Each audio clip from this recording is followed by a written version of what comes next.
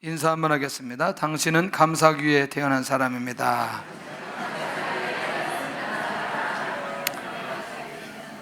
한 번 더 하겠습니다. 다른 사람에게 당신은 감사하기 위해서 태어난 사람입니다.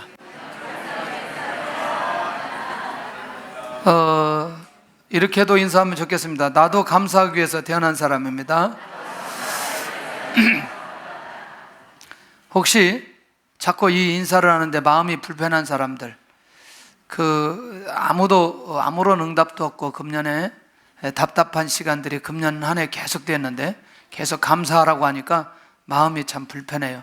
그러나 여러분들 없는 것보다 있는 것들을 계속해서 묵상하다 보면 정말 감사의 조건이 우리 안에 많이 있을 겁니다. 사실 있는 것이 훨씬 더 많이 있습니다. 할렐루야. 특별히 오늘 이제 추수감사절을 맞이해서 앞에 좀 우리 감사절에 대한 내용을 잠깐 하고 오늘 본문에 대한 내용으로 정리하면서 우리가 마무리를 하려고 합니다. 오늘은 좀 말을 좀 빨리 하려고 하니까 여러분들 정신 차려서 잘 들었으면 좋겠고, 아까도 2부 때 보니까 막 빨리 하니까 갑자기 이게 자장가처럼 들려가지고 쑥 빨려 들어가더라고요. 그래서 만약에 졸면 다시 깨워서 다시 할 테니까 잘 들었으면 좋겠다, 그런 생각이 들어요. 추수감사절의 의미는 뭐냐, 도대체 시작은 어떻게 되었느냐 라고 하는 부분들을 우리가 이해하고 이 말씀이 우리 안에 정리되어져야 감사절을 지키고자 하는 마음이 우리 안에 생기게 됩니다. 사실은 이건 어디서부터 시작되느냐, 구약의 수장절에서부터 시작됩니다. 자, 수장절 이해 안 되면 그런 게 있다고 생각하면 됩니다. 뭐냐면 예수님께서 아직 가나안 땅에 들어가지 않았지만 유월절, 초실절, 수장절, 이스라엘 민족에게 있어서 이 3대 절기는 꼭 필요한 것이었습니다. 자, 유월절 기억하시죠? 출애굽 사건을 기념하게 하고, 초실절, 칠칠절은 뭐냐면 보리의 수확이 있고 난 이후에 그 다음에 7주가 지나고 나서 다시 수장절, 초막절을 지키는데 이것은 결국 미래 수확이 있고 난 이후에 일주일 동안 지키도록 하는데 이 내용들이 그대로 여기 있습니다. 자, 그래서 수장절은 뭐냐면 모든 추수를 마치고 그 다음에 거둔 곡식을 저장한다는 의미 있습니다. 놀라운 거 하나 있지 않겠어요? 뭐냐면 저장할 수 있는 무엇이 있기 때문에, 곡식이 있기 때문에 그 곡식을 누가 주셨다? 하나님께서 주셨다. 수장절이 7일인데 특별히 이 시간에는 초막을 짓고 살면서 광야의 삶을 묵상하도록 하는, 광야 몇 년이죠? 40년 동안. 그리고 가나안 땅을 바라보면서 결국 이렇게 그때의 그 광야 때에 하나님께서 어떻게 그 광야의 삶을 지키시고 인도해 주셨는지를 하나님을 묵상하도록 하는 것이 가장 결정적이었던 것을 놓치지 않기를 바랍니다. 누구를 묵상하도록? 하나님을 묵상하도록. 이게 절기의 핵심과 절기의 비밀이 이 안에 다 담겨져 있습니다. 결국 누구를 묵상하라? 하나님을 묵상하라. 자, 이런데 여러분들 이 놀라운 엄청난 이 절기가 사실은 신약시대에 끊겼어요. 별로 지키지 않았어요. 그런데 영국에서 핍박을 받던 청교도들이 신앙의 자유를 찾아서 결국에는 신대륙에 가서 기가 막힌 역사가 일어나죠. 그때 첫 해 농사를 짓고 하나님 앞에 예배를 드리는 사건으로 이어집니다. 그런데 우리가 여기서 이해할 필요가 있습니다. 추수가 많이 되었기 때문에, 하나님께서 이렇게 많이 축복해 주셨기 때문에 드려지는 그런 감사가 아니었다는 거죠. 그때는 이미 한 1년 정도 많은 사람들이 죽었어요. 그리고 이 새로운 땅에서 그들이 수확했지만 그렇게 수확이 아주 많은 것은 아니었습니다. 그러나 그럼에도 불구하고 하나님께서 우리를 이곳까지 인도하여 주시고 이곳에서 우리의 생명을 지켜주시고 그래도 수확하게 되어진 것에 대한 이 마음을 그들이 갖게 되어지고, 그리고 그들은 하나님 앞에 감사절 절기로 작정을 하고 하나님 앞에 드려지기 시작했습니다. 그것이 하나님과 우리와의 관계에서 그 신앙의 회복과 우리 신앙에 유익된다는 생각을 가지고 이 추수감사절 절기를 지키게 되어졌다는 것입니다. 아무리 이런저런 얘기를 우리가 해도, 그러나 이런 배경 속에 한 나라가 세워졌다는 것은 굉장히 감사한 일 아니겠어요? 누구를 묵상하기 위해서? 하나님을 묵상하고자 하는 마음이 그들 안에 있는 이 순수한 마음을 우리가 놓치지 않아야 된다는 거죠. 그렇다면 진짜 감사의 의미는 뭐냐? 꼭 추수뿐만 아니라 모든 감사의 의미는 첫째는 뭐냐면 지난날에 대한 감사가 있기를 원했다는 겁니다. 여러분들 어떠세요? 레위기 23장 43절은 애굽 땅에서 나올 때 광야에서 초막 생활하던 때를 기억하라고 얘기하는데, 하나님의 인도하심, 하나님의 도우심, 하나님의 역사하심을 생각하면서 감사하라.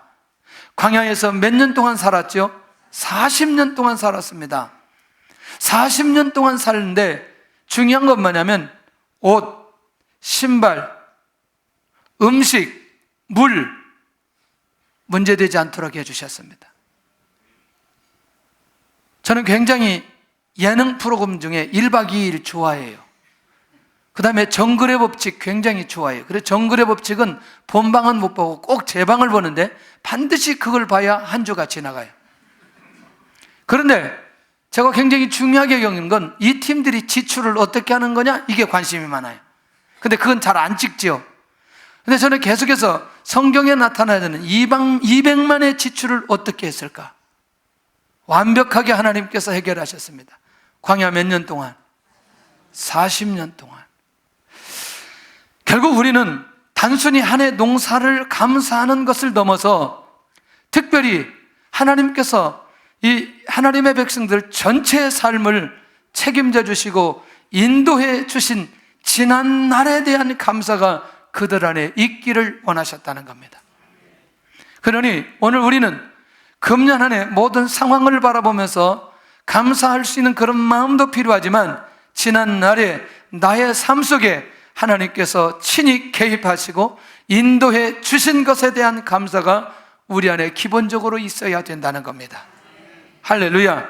그러니 내가 금년 한 해 그렇게 응답될 만한, 감사할 만한 것들이 꼭 내가 있지 않는다 할지라도 이미 지난날 모든 삶을 정리해 보면 감사의 조건이 이 안에 매우 많이 있다는 것입니다. 할렐루야. 두 번째는 현재 삶에 대한 감사를 하라고 말씀하고 있습니다. 출애굽기 34장 24절에 가서 보면 이 수장절을 지키기 위해서 백성들이 모일 때 놀라우게도 하나님께서 이런 약속을 해주시죠. 혹시라도 모두 다 어디에 있어야 되기 때문에, 초막을 짓고 초막절에 있어야 되기 때문에 이 절기를 지키다 보면 이들이 전쟁의 준비가 될까요? 안 될까요? 안 되어 있어요. 그러면 이방인들이 전쟁하기 위해서 쳐들어올 때에 혹 전쟁에 대한 두려움을 하지 말라라고 말씀합니다. 왜? 누가 지키겠으니까? 하나님께서 지키겠으니까.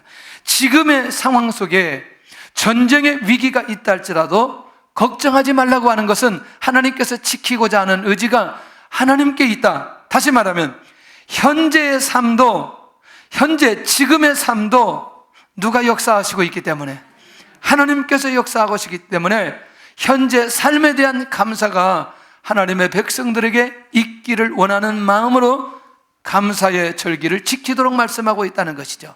그러면 과거에도 지켜주셨어요. 지금도 지켜주셨어요. 그렇다면 결국 현재 나의 삶 모든 부분이 하나님의 은혜로 되어졌다는 사실에 대한 감사. 할렐루야. 정말 감사하죠.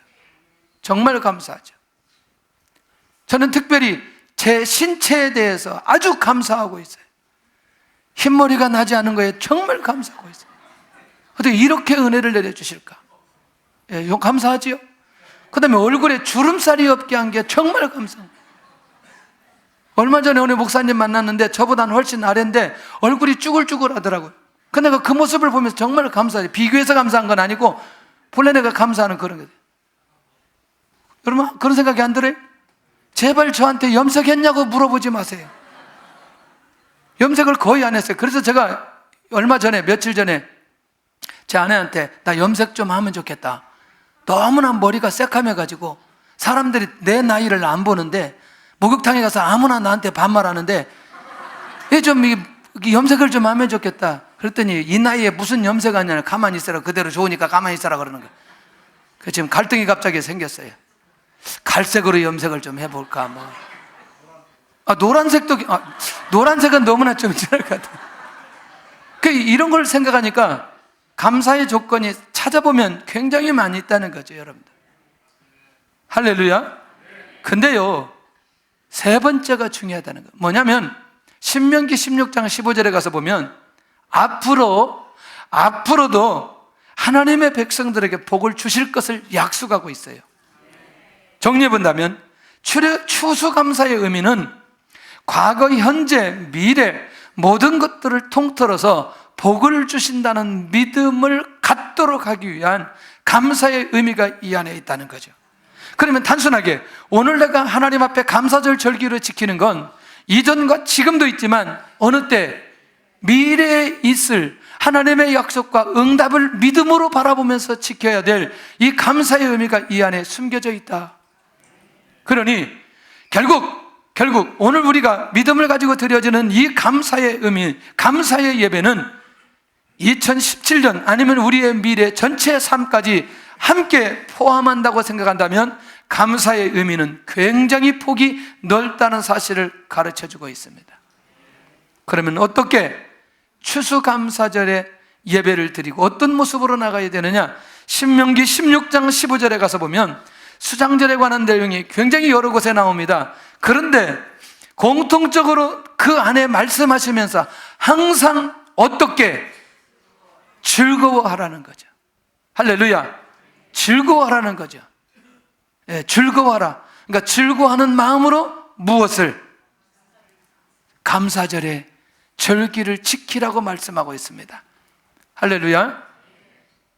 김우서 집사님 눈을 좀 크게 뜨세요. 조는 줄 알고 계속 내가 거기 쳐다보니까 졸지는 않는데 눈이 너무나 작기 때문에 감았는지 떴는지 분간이 안 돼가지고 한참 쳐다보니까 또 졸지는 않아요. 크게 떠야 돼요. 앞에서 굉장히 주목할 수밖에 없어요. 졸면 안 되기 때문에 앞에서 졸면 다 졸아야 돼요. 자, 그러니까 이 말을 다른 말로 말하면 즐거움은 항상 잔치로 하나님 앞에 영광을 돌려라. 우리 안에 그런 마음이 있기를 바랍니다.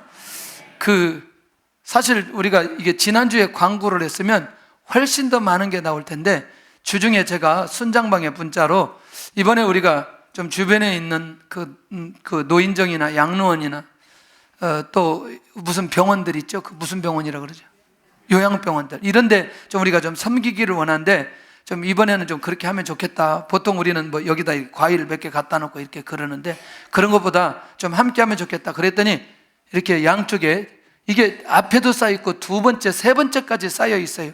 여기도 앞에 두 번째, 세 번째까지 쌓여 있어요. 아마 내년에는 훨씬 더 많은 참여가 있을 거라고 생각하는데 오늘 우리에게 주셨던 은혜를 조금이라도 우리가 이것을 즐기면서 많은 사람들에게 함께 할 수 있다면 얼마나 좋을까? 얼마나 좋을까? 그래서 제가 이제 소방서에 물어봤어요. 우리 소방서에 우리가 좀 이것 좀 갖다 주면 어떻겠냐? 혹시 어려워하지 않겠냐? 김영란법 막 그러는 거예요. 우리는 안 받고 열심히 하는 건 좋긴 한데 뭐 이렇게 그래가지고 뭐 그런 데는 안 줘도 될 때는 그냥 안 주고 좀 필요한 데만 좀 우리가 좀 주면 좋겠다 그런 마음도 들어요. 함께 동참한 여러분들 큰 은혜를 주실 것입니다. 이 즐거움과 이 기쁨이 계속해서 유지될 수 있기를 바라고 나는 그런 마음이 있었는데 기회를 놓쳐버렸다. 오늘까지 여러분들 기회를 드릴 테니까 함께 해도 좋습니다. 그래서 우리가 이걸 먹으려고 하는 건 아니고 나누려고 하는 그런 마음이 우리 안에 있습니다. 결국 이것들을 많은 사람들에게 함께 하면 좋겠다는 것과 첫 번째는 즐거움으로 가야 되고 두 번째는 최선을 다하는 예물로 나아가도록 원합니다. 여러분들 반드시 추수감사제는 처음 익었던 곡식을 가지고 나오도록 그렇게 말씀하고 있습니다. 왜 그렇죠? 이것은 누가 주셨기 때문에 하나님께서 주셨다는 사실입니다. 그러니까 결국 뭐냐면 우리가 입술로도 그렇게 감사의 고백을 하고 몸으로도 감사의 고백을 하기도 하고 이런 것들로도 하나님 앞에 고백하기도 하고 또 지금 현대는 또 그 돈을 가지고도 하나님 앞에 감사의 표현을 하기도 하고 왜냐하면 우리의 마음을 어떤 형태로든지 하나님 앞에 드릴 수 있는 그 부분이 매우 중요하다는 겁니다. 그 말은 뭐냐면 내가 무엇을 드린다라고 하는 것은 그것을 누가 주셨다는 하나님께서 주셨다는 그 절대 주권에 대한 마음이 그 안에 있는 것을 보게 된다는 거죠. 그런 면에서 나는 무엇으로 감사의 고백을 하나님 앞에 드리고 그렇게 나아가고 있는지 이건 매우 중요하다는 겁니다. 여러분들 과거, 현재, 미래에 대한 삶 전체가 감사로 나아갈 수 있기를 바란데 하나님 내가 날마다 즐거운 마음으로 감사하게 하여 주시고, 또 날마다 이런 예물을 가지고도 감사의 고백이 내 안에 있게 하여 주시옵소서. 자, 조금 더 우리가 좀 빨리 가도록 하겠습니다. 한번 따라가겠습니다. 무리인가? 제자인가? 다시, 무리인가? 제자인가? 자, 25절 한번 보겠습니다. 25절을 그냥 보시지 말고 이 본문의 내용이 들어와야 됩니다. 시작. 수많은 무리가 함께 갈새 예수께서 돌이키사 일으키시되. 다시, 수많은 무리가 누구를 따라오죠? 예수님을 따라옵니다. 그런데 수많은 무리가 따라오지만 예수님의 제자들은 따로 있어요? 예수님의 제자들은 주님이 말씀하신 이 내용을 붙들어야만이, 이 말씀대로 살아야만이 누구의 제자 될 수 있다? 주님의 제자 될 수 있다. 그러니 무리인가 제자인가? 무리는 이것을 지키지 않아도 됩니다. 그냥 주님을 따라다니기만 해도 돼요. 그러나 제자는 다르다는 거죠. 자, 그런 의미에서 오늘 첫 번째 빨리 전체를 이해하면 좋겠습니다. 가장 가까이 있는 자들과 관계를 정리할 수 있는 자. 자, 다시 저를 보셔야 돼요. 앞에를 좀 보셔야 돼요. 정리할게요. 첫째, 제자로 살아가는 사람은 주님을 첫째로 사랑하는 사람이다. 다시 이 내용이 기억이 되어져야 본문의 내용이 이해할 수 있습니다. 주님을 두 번째로, 첫째로 눈에 보이는 내용이지만, 너무나 눈에 보이는 내용이지만 이 내용이 이해가 되어져요. 왜냐하면 바로 이 내용이에요. 여러분들, 우리에게 있어서 가장 가까운 자가 누구일까요? 부모, 처자, 형제 혹은 자기 자신까지도 미워할 수 있는 자라고 얘기합니다. 그런데 여러분들, 다른 것은 받아들일 수 있겠는데 내가 주님을 따르기 위해서 부모와 처자와 형제, 자기를 어떻게 미워할 수 있겠냐? 이건 정말 쉽지 않은 거라는 거죠. 이걸 오늘 정리를 해야 본문 전체가 이해될 거라고 생각합니다. 자, 그러면 충돌이 되는 내용을 한번 얘기할게요. 디모데전서 5장 8절에 가서 보면 자기 친족, 특히 자기 가족을 돌아보지 아니하는 사람은 믿음을 배반한 자요 불신자보다 더 악한 자다. 충돌이 돼야 안 돼요? 충돌이 되죠. 왜? 여기에서는 자기 가족을, 친족을 돌아보라고 얘기했는데 아까 주님은 뭐예요? 그들을 뭐하라? 자기 친족을 뭐하라? 미워하라. 이게 충돌이 된다는 거죠. 돌아보는 것과 우선순위를 묵상해야 되는데, 그럼 여기서 뭘 발견해야 되느냐? 미워한다라고 하는 의미의 말을 찾아볼 필요가 있다는 거죠. 그 미워하라 하는 말의 핵심이 뭐냐면 사랑에 관한 우선순위의 문제를 지적하고 있다는 거죠. 미워하라고 하는 그 말은 사랑하는 데 있어서 처음이 아니고 두 번째 하라라고 하는 말의 의미가 이 안에 담겨져 있다는 거죠. 정리되나요? 그러니까 이거는 미워하라고 하는 말은 사랑의 우선순위를 정하는데 가장 먼저는 누구를 먼저 사랑하고 주님을 먼저 사랑하고, 그 다음에 두 번째는 누구를 사랑하라? 친족을 사랑하라. 정리되었죠? 무슨 말인지. 그러니까 가장 궁극적 사랑하고 난 이후에 그 다음에 사랑하라고 하는 그런 말씀이라는 거죠. 그럼 이게 그렇게 충돌이 되는 건 아니죠.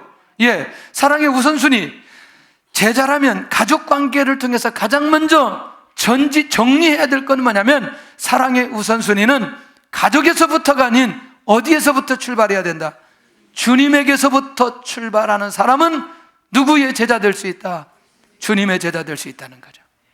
가족관계에 사랑에 묶여 있을 때 하나님의 나라 헌신하기가 쉬울까요? 어려울까요? 어려워요. 자, 그러면 이 내용을 한번 보면서 여기에는 이제 구체적으로 이렇게 나와 있어요. 시작. 아비나 어미를 나보다 더 사랑하는 자는 내게 합당치 아니하고 아들이나 딸을 나보다 더 사랑하는 자도 내게 합당치 아니하고. 여기서는 지금 마태복음에서는 정상적으로 처리를 해줬어요. 이해하기가 어렵지 않죠. 그러니까 여기는 미움의 문제가 아니라 무슨 문제다? 사랑의 문제라는 거죠. 사랑의 우선순위에 대한 부분을 주님께서 말씀해 주셨다는 거죠. 그렇다면 우리가 발견해야 될 게 어떻게 하면 가족을 차선으로 사랑하고 갈 수 있을까? 나의 가족의 배경을 누가 되셨고 하나님이 되셨고 이 가정을 누가 허락하셨다? 하나님께서 허락하셨다라는 믿음이 있을 때 가능하다는 거예요. 할렐루야. 지금 온 동네방네 제가 중매 잘한다고 소문이 나가지고 어느 목사님 딸을 중매를 부탁하고 또 다른 목사님 딸을 중매를 부탁하고 어느 또 신대원 학생은 자기 중매 때문에 나를 만나러 오고, 그래서 이번 주에 어제 3건을 제가 연결했어요. 3건. 할렐루야. 잘 될 것 같아요. 왜냐하면 될 사람을 만나게 해줬기 때문에. 그런데 왜 그러느냐, 제가 이 사람들을 볼 때 이제 기도해 보는 거죠. 아, 이 사람이 누구를 만나면 좋겠는지 기도해 보면 딱 떠올라요. 할렐루야. 어떤 사람은 얼굴이 너무나 받쳐주지 않아가지고 너무나 내가 힘들더라고요. 그래서 내가 그 남자한테 그랬어요. 당신 인물을 좀 많이 보는 편이냐?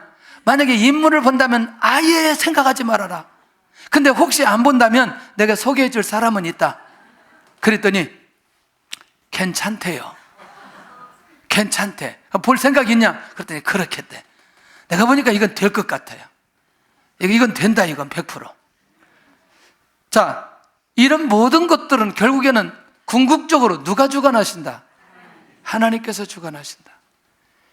요걸 내 안에서 믿음이 있을 때에 누가 보이느냐? 나의 아내와 나의 남편을 바라보면서 하나님께서 보여지는 사람은 이 우선순위의 문제 고민하지 않는다는 얘기죠.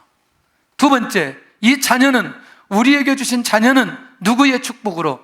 하나님의 축복으로 주신 선물로 받아들이는 사람도 역시 이 사랑의 문제에 우선순위에 고민하지 않게 된다는 거죠. 자녀는 하나님의 역사가 아니면 절대로 태어날 수 없다.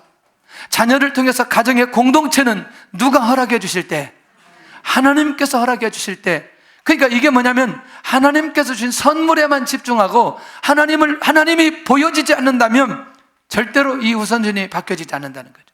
그러니까 다시 말하면 자녀부터 사랑한다는 거죠. 가족부터 사랑한다는 거죠. 그런데 누가 주셨다?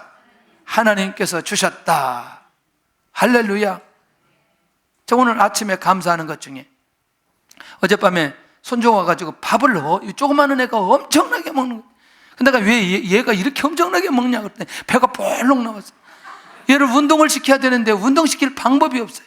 그래서 제가 이 거실에서 이쪽에 서가지고 막 불렀어요. 막 불렀더니 막 열심히 막 기어오는 거죠. 다시 또 저쪽으로 가서 또 불렀어요. 막 또 이쪽으로 와서 또 불렀어요. 막 기어오는 거예요. 왜냐면 얘가 너무나 배가 불러가지고 이게 이 운동이라도 시켜야 돼. 그리고 또 이제 막 제가 숨으면 어떻게 그렇게 찾아다니는지. 근데 그 뛰어오는 폼을 보니까 얘가 너무 행복한 거죠. 계속 했어요. 제가 이제 그 모습이 떠오르니까 갑자기 그 얘가 막 기어오는 모습이 떠오르는 거죠. 근데 그 모습을 보니까 제가 행복한 거죠. 이것도 내 힘으로 된 게 아니라는 사실이 느껴지는 거죠. 아, 이것도 하나님 앞에 내가 감사의 조건 아니겠나, 그런 생각이 드는 거죠.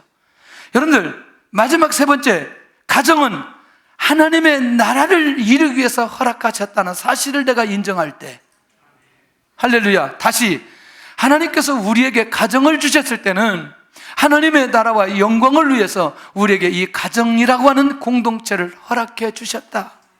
이 사명을 발견하고 하나님의 말씀으로 인도받을 때에 사랑에 대해서 고민하지 않게 된다는 거죠. 아, 하나 더 있네요. 결국 이 4번째가 굉장히 중요한 게, 우리의 가정을 누가 구원하셨다? 하나님께서 예수 그리스도를 이 땅에 보내주셔서 구원의 역사가 일어났다는 사실이 내 안에 있을 때 흔들림이 없다는 거죠. 할렐루야. 정리할 수 있기를 바랍니다. 자, 그렇다면 가정의 배경이 하나님에게 있음을, 가정의 행복을 하나님을 통하여 주심을, 가정의 축복이 하나님의 능력에 의해서 주어졌다. 당연히 하나님을 더 사랑하지 않겠어요? 주님을 더 사랑하지 않겠어요? 사랑의 우선순위가 바뀌어지지 않고 갈 수 있다는 거죠. 2번째, 자신에게 오는 고난을 기쁨으로 감수하는 사람. 이게 뭐냐면, 여러분들, 예수님 뜻대로 살아가는 제자들에게 반드시 계속해서 지속적으로 말씀하신 것 중에 뭐냐면 십자가 지라는 거죠. 뭘 져라? 십자가 져라. 그 말은 뭐냐면 고난을 감당해야 된다는 거죠. 예수님을 증거하는 그것 때문에 오는 방해와 고난. 여러분들, 우리가 살다 보면 내가 예수님 믿는 것 때문에, 예수님을 전하는 것 때문에 어려움이 있어요, 없어요? 예수님의 제자들에게는 어디까지 가느냐? 생명의 위협을 느끼는 고난까지 간다는 거죠. 세 번째, 내가 증인의 삶을 살기 위해서 작정하는 순간부터 모든 관계가 깨어지는 이 고난도 감당해야 된다는 거예요. 자, 전하는 것부터, 내 생명 전체, 인생 전체부터 모든 관계가 깨어지는 그것까지. 자, 제자가 되기 위해 관계가 깨어지는 고난 혹시 경험해 보셨나요? 예수님을 내가 더 잘 믿고 예수님의 뜻대로 살도록 작정하는 순간부터 이 말할 수 없는 이 고난을 예수님의 제자들과 오늘 우리들이 지나간 세월 속에 많은 사람들이 경험했다는 것입니다. 제자가 고난을 당한 사람들을 보니까 베드로가 그렇게 고난을 당합니다. 감옥에 집어넣고 다시는 그리스도의 이름으로 말하지 못하도록 그렇게 명령하죠. 나중에 어디까지 가죠? 또 감옥에 또 들어갑니다. 그리고 또 기도하니까 감옥에서 나오게 되어져. 스데반이 고난을 당하죠. 복음 때문에 돌에 맞아 순교하는 이 스데반을 볼 수 있죠. 이 얘기할 때마다 꼭 기억나는 게 있어요. 설교를 너무나 스데반이 길게 해가지고 돌에 맞아 죽었다, 이런 얘기도 하는데 그건 지나가면서 좋은 사람이 있을까 봐 이 얘기할 때마다 난 하고 싶어요. 그래서 설교를 짧게 해야 돌에 안 맞아 죽는다. 복음 증가다 스데반이 죽었습니다. 할렐루야. 또 그렇게 생각을 놨대요, 어디 가서. 자, 바울이 고난을 당한 내용을 보니까 육체적인 고난, 관계의 고난, 영적인 고난 굉장히 많이 당하죠. 40에 하나 가면 몇 개? 5번. 강의 위험, 강도의 위험, 이방인의 위험, 동족의 위험, 수 없는 고난을 많이 경험했던 것을 보게 됩니다. 그런데요, 놀라웠게도 이들을 통해서 한 도시가 바뀌어지고 영혼이 구원받게 되고 교회가 세워지고 한 나라가 변화되어지는 이 기적 같은 일들을 허락해 주시는 것을 보게 됩니다. 고난이 온 만큼 열매는 고난이 온 것과 비교되지 않는 그런 놀라운 하나님의 응답들이 이어지는 것을 보게 되는데, 할렐루야. 고난 때문에 두려워서 주님의 제자로 살지 않으면 고난을 통해서 오는 열매는 기대할 수가 없다는 것이죠. 할렐루야. 그러나 내가 제자로 살기로 작정하고 그 고난을 감당하는 순간부터 그가 가는 곳마다 구원의 역사가 일어나고 사람이 변화되고 교회가 세워지고 하나님의 나라가 이루어지는 것을 보게 되더라는 거죠. 그렇다면 주님 때문에 어떤 고난을 당하고 있나? 혹시라도 나는 관계로 인해서 고난을 당하고 있나? 내가 예수님을 너무나 잘 믿는 것 때문에, 내가 그리스도를 증거하기 때문에 관계 속에 어려운 고난을 당하고 있나? 아니면 그러다가 내 육신이 지쳐서 육체의 질병이 와서 감당할 수 없는 그런 고난을 당하고 있나? 허드슨 테일러도 처음에 중국에 갔을 때 아내 잃죠, 자녀 잃죠, 이 수많은 어려움들을 경험하게 됩니다. 그런데 놀라웠게도 그로 인해서 중국에 놀라운 복음의 역사가 일어나게 되는 걸 보게 됩니다. 정말 이 하나님 앞에 이 증인의 삶을 살아가는 사람들에 보면은 반드시 뭐가 있더라는 거죠. 그 안에 고난이 있더라는 거죠. 경제 어려움을 통해서 고난을 당하나? 내가 주님의 제자의 삶을 살아가는데 내가 차라리 돈을 벌고 경제적인 영역에 뛰어들어갔으면 이 부분에 정말 편하게 갈 수 있는데 내가 복음 때문에 이런 경제적인 어려움을 당하고 있나? 할렐루야. 감사할 수 있기를 바랍니다. 제가 심령이 가난한 자는 복이 있나니 천국이 저희 것이며, 이 팔복에 대한 개념들 계속 홍 목사님이 얘기하는데, 여러분들 제가 한번 경험을 해봤어요. 뭘 경험했느냐? 궁핍하고 궁색하면 하나님 앞에 찾아가는데 하나님 앞에 기도의 집중력이 훨씬 더 있는 것을 보게 됩니다. 조금 더 여유가 있어지면 하나님 앞에 집중하는데 약간 소홀히 되어지는 경향이 있더라는 거죠. 그럼 다시 정리해 본다면, 내가 하나님 앞에 소홀히 되어지는 그것이 내가 어떤 소유나 풍성함으로 이루어진다면 그게 꼭 복이라고 말할 수 있겠나? 내가 하나님 앞에 집중하고 증인의 삶을 살아가고 제자의 삶을 살아가는데 오는 고난이 그것이 복이 아니라고 꼭 말할 수 있겠나? 정리해 보니까 여러분들, 오늘 우리가 어떤 상황으로든지 주님을 위해서 살아가는 그것이 우리에게 고난으로 나타난다면 그것이 우리에게 복으로 나타날 수 있다는 것이죠. 이게 팔복입니다. 인격적으로 고난을 당하고 있나? 정리해 볼 필요가 있습니다. 복음 때문에 고난을 받는 사람이 진정 누구의 제자다? 주님의 제자라는 겁니다. 셋째가 뭐냐면, 무리가 아니고 제자가 되려면 자기 자신을 살피고 자기 자신을 알고 결단하는 사람입니다. 자, 주님이 갑자기 두 가지 예를 얘기합니다. 뭐냐면 망대를 세우고자 할 때에 중공까지 갈 수 있는 예에 대한 겁니다. 다시 말하면 건물을 짓는데 건물을 지으려면 어떻게 해야 돼요? 설계도가 필요하겠죠. 그 다음에 뭐가 필요해요? 돈이 필요합니다. 다시 건물을 짓겠다는 결정을 하는 우선순위가 필요하는데 내가 가지고 있는 돈으로 이 건물을 지을 수 있는지 없는지 판단해야 되나요? 예, 앉아서 일단 계산해야 된다는 거죠. 맞나요? 결정했어요. 내가 돈을 가지고, 내가 있는 돈을 가지고 이 건물을 질 수 있다 결정했으면 그 다음에 건물을 짓게 되는 거죠. 망대를 세우게 된다는 거죠. 맞아요? 누구든지 이 망대를, 이 건물을 무리 없이 세울 수 있는 사람이 기본으로 해야 될 건 뭐냐면 예산과 건물 이 전체를 파악할 필요가 있다는 거죠. 무슨 얘기예요 이게? 왜 예수님이 갑자기 제자 얘기를 하면서, 제자의 도를 얘기를 하면서 이 얘기를 하시는 이유가 뭔지, 주님을 따르는 것은 부귀영화가 아니라는 계산을 먼저 해야 된다는 거예요. 할렐루야. 결국 목숨까지도 희생해야 되는 길이 주님의 제자의 길이라는 거죠. 시작하기 전에 나의 인생이 내가 주님을 위해서 살기로 작정한다면 부귀영화는 포기하고 내 목숨과 희생까지 주님 앞에 드릴 수 있는 그 계산이 먼저 나오고 그 다음에 결정해야 된다는 거죠. 정리되나요? 결국 망대를 세우기로 결정한 사람에 대해서는 죽기로 향한 뜨거운 열정을 보인 사람, 그 사람은 작은 시험조차도 절대로 쓰러지지 않을 거라는 거죠. 왜? 주님 앞에 뭘 드렸기 때문에? 목숨을 드렸기 때문에. 그 안에서 있어지는 그 크고 작은 문제는 크게 문제될 수 있다, 없다? 없다. 할렐루야. 예. 저는 이런 경험들을 여러 번 했습니다. 사람의 힘으로 해결할 수 있는 게 아무것도 없어요. 이 땅에서는 그래도 언어가 통하기 때문에, 문화가 같기 때문에 괜찮지만 이 중국에서는요, 이게 통하지가 않는 거죠. 우리의 문화나 우리의 언어로 통하지 않는 것들이 정말 많이 있는 거죠. 그런데 그때마다 내가 주님 앞에 목숨 걸지 않으면 내가 이 위기와 이 상황을 극복할 수 없다는 생각을 수없이 하게 만들어 주십니다. 여러분들, 내가 무리인지 내가 제자인지는 오늘 이런 상황을 바라보면서 주님을 위해서 내가 어떤 모습으로 살아가야 될 것인가 계산이 먼저 나와야 될 필요가 있다는 얘기죠. 조금 더 이해를 하기 위해서 두 번째는 전쟁터에 갈 때 숫자를 헤아려야 되는 예를 얘기합니다. 자, 전쟁터에서 상대방의 숫자를 먼저 헤아리면 우리 숫자가 파악되나요? 그런데 숫자가 너무나 차이가 나요. 이 전쟁은 하면 절대로 안 돼. 저쪽 10만인데 우리 10,000명밖에 없어요. 이 전쟁 이길 수 있을까요? 없을까요? 없어요. 없어요. 그럼 어떻게 해야 돼요?